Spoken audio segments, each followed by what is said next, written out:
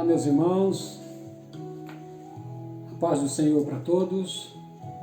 Todos já me conhecem, o pastor João Batista, e hoje eu senti de relatar um pouco da história dessa guerreira que está aqui comigo, a minha mamãe, Dona Maria da Conceição Teixeira de Lima Paiva, conhecida por vários pastores, porque a minha mãe, ela hoje é considerada uma guerreira, uma mulher batalhadora, venceu a vida e agora, aos 85 anos de idade, se encontra ainda lutando um pouco com a questão da saúde, luta com a diabetes, mas mesmo diante das limitações da vida, minha mamãe segue aqui forte, graças a Deus, alegre, feliz. E eu queria deixar relatado um pouquinho da história dela, porque nós não temos condições de fazer uma biografia, mas hoje com a facilidade de registrar através da mídia, um vídeo, eu gostaria de que ficasse registrado mesmo um pouco da história da minha mamãe, e que também é mãe de vários pastores, vou estar falando alguns deles aqui. Minha mamãe nasceu em 1937, na data do dia 7/9, portanto, minha mãe está completando aí os 85 anos de vida, para a glória de Deus. Mamãe está hoje contando com 19 netos, são 7 filhos, 19 netos e 26 bisnetos. É muita gente, mamãe. Muita gente. 19 netos e 26 bisnetos. Pois bem, eu quero ser bem rápido em minhas palavras. Hoje as pessoas não têm muita facilidade, paciência de ouvir e assistir vídeo muito comprido. Então eu quero ser bem sucinto. Antes, quero deixar a leitura da Bíblia Sagrada. Eu escolhi palavras do apóstolo Paulo pertinentes para esse momento e para essa história da minha mãe, aqui no capítulo 4 de Filipenses, a partir do versículo 11, que diz o seguinte: não digo isto por necessidade, porque já aprendi a contentar-me com o que tenho. Eu sei estar abatido e sei também ter abundância. Em todas as maneiras e em todas as coisas, diz o apóstolo, eu estou instruído, tanto a ter fartura como a ter fome, tanto a ter abundância como a padecer necessidade. Diz o apóstolo Paulo, estava preparado para todos os momentos da vida. E diante dessa palavra que eu vejo, nesse texto que eu li, a história da minha mamãe. Ela que se casou muito cedo com o jovem José Moisés de Paiva, na cidade de São Pedro do Potegi. São Pedro do Potegi é uma cidadezinha muito pequena, um povoado, na sua época, a cerca de 50 quilômetros da capital de Natal, Rio Grande do Norte. Eu tive o privilégio de estar lá, junto com meu irmão, o pastor Rubens. Anos mais tarde, nós tivemos o privilégio de levar minha mãe, pela primeira vez, desde que ela veio do Rio Grande do Norte, porque ela se casou ali com o meu pai, e ainda jovens, eles acompanharam aquelas caravanas que estavam vindo da família da minha mãe, e meu pai acompanhou a família da minha mãe, vieram para Ituiutaba. Eu nem me lembro direito na época, 58 que a senhora falou, mais ou menos, tem muitos anos. E desde essa época, meu pai e minha mãe, nunca mais, no caso do meu pai, ele nunca mais retornou à sua terra, nunca mais pôde ver os seus familiares, somente quando meu pai já estava no leito ali da morte, e dali a algum tempo ele viria a falecer, foi quando eu estive no Rio Grande do Norte, trabalhando de motorista de caminhão, e encontrei ali com os irmãos de meu pai. E foi uma alegria muito grande para ele, quando eu pude trazer notícias, nessa viagem, inclusive, meu irmão mais novo, o pastor Rubens, hoje o pastor Rubens, na época, apenas um jovem, me acompanhou, e nós estivemos ali na cidade de São Pedro Potegi, e foi uma alegria, uma surpresa muito grande. Tivemos a oportunidade de trazer algumas fotografias e meu pai pôde ver os irmãos dele, pelo menos pela fotografia antes dele vir a falecer. E naquela época assim que meu pai faleceu, minha mãe então, ainda nova, né? Ela ficou então viúva e como se encontra até os dias de hoje. Mas eu quero contar um pouquinho dessa história, desse casalzinho. Assim que se casaram na cidade de São Pedro Potegi, eles vieram para a cidade de Tuiutaba, né, mãe? Naquela época, eles vinham e os nordestinos que chegavam aqui no Triângulo de Minas Gerais eram praticamente escravos, porque eles tinham que trabalhar para pagar a despesa da viagem.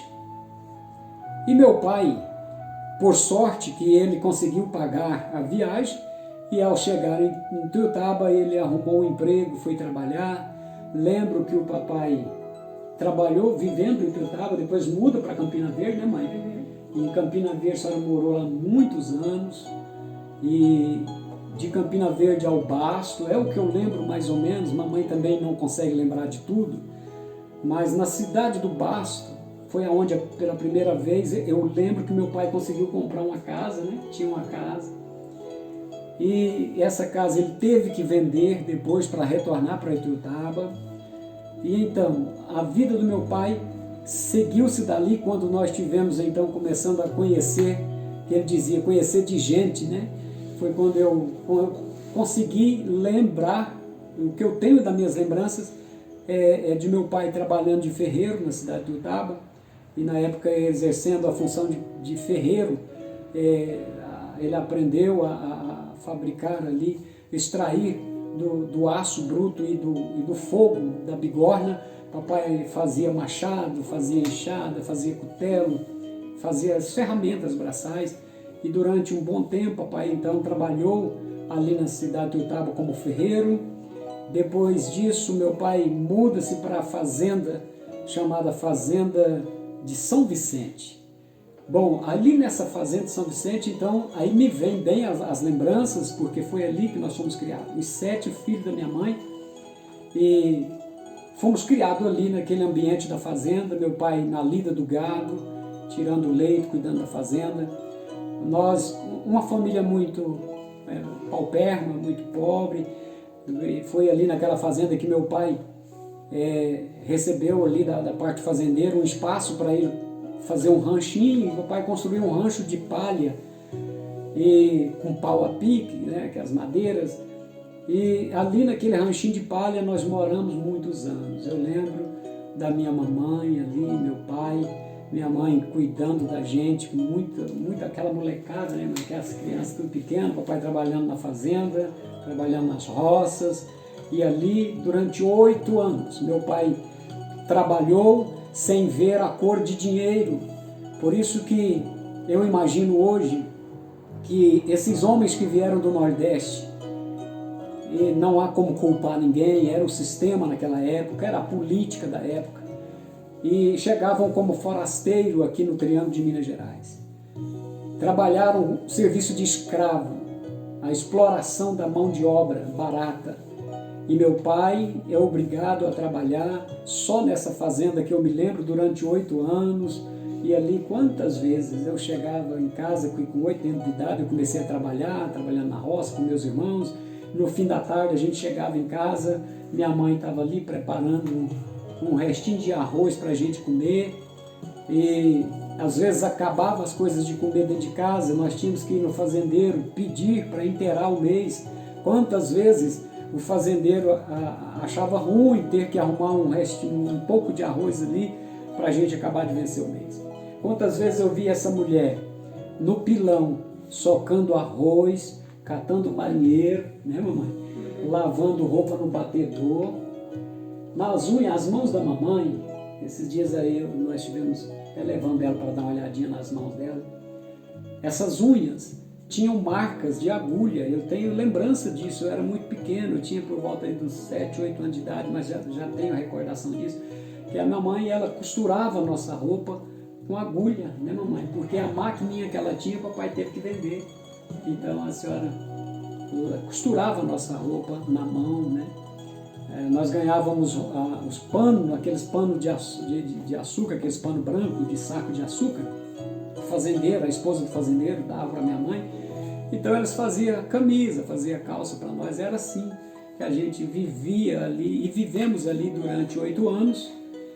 Depois nós tivemos que mudar da fazenda por desentendimento do fazendeiro com meu pai. Meu pai muda para uma outra cidade e, aliás, uma outra fazenda ali na região de Ituiutaba. E ali foi um sofrimento maior ainda. Meu pai teve que trabalhar na lavoura de cana, ajudando ali numa lavoura, na colheita de cana. E ali foi sofrimento, na fazenda de Jeromir Ribeiro. Mamãe lembrou bem, Jeromir Ribeiro. E eu lembro que a mamãe muitas vezes teve que fazer, socar o milho, não foi, mãe? Socava o milho para fazer canjica, né? E aí cozinhava o milho para nós comer, porque era tudo que tinha para comer em casa. Carne nem pensar, né? Não tinha carne, não tinha verdura, não tinha nada. E gente, assim, eu estou contando isso porque a minha mãe, ela teve que passar por tudo isso, mas uma coisa eu digo a vocês, mamãe nunca reclamou. Eu nunca vi essa mulher abrir a boca, reclamar por alguma coisa. Reclamar pelo nível de pobreza que nós vivemos. Mamãe sempre nesse jeitinho dela, silenciosa, calada, viveu o que a vida lhe ofereceu. Não teve aquela casa bonita para morar, ela nunca teve. Meu pai deixou uma grande herança para os filhos, os 7 filhos que ele criou. A herança da fé em Deus, da esperança em Cristo Jesus, a herança de caráter, porque ele foi um homem de caráter ilibado, um homem de honestidade a toda prova. E foi esta herança que papai deixou para nós. Mas eu estou falando da mamãe, porque o papai já descansa no Senhor, e eu gostaria que a mamãe fosse lembrada por todos nós, pelos amigos, pelos filhos, pela guerreira que ela foi, pela humildade com que ela passa pela vida, honrando o lar, honrando os filhos, educando os filhos da melhor maneira que ela pôde.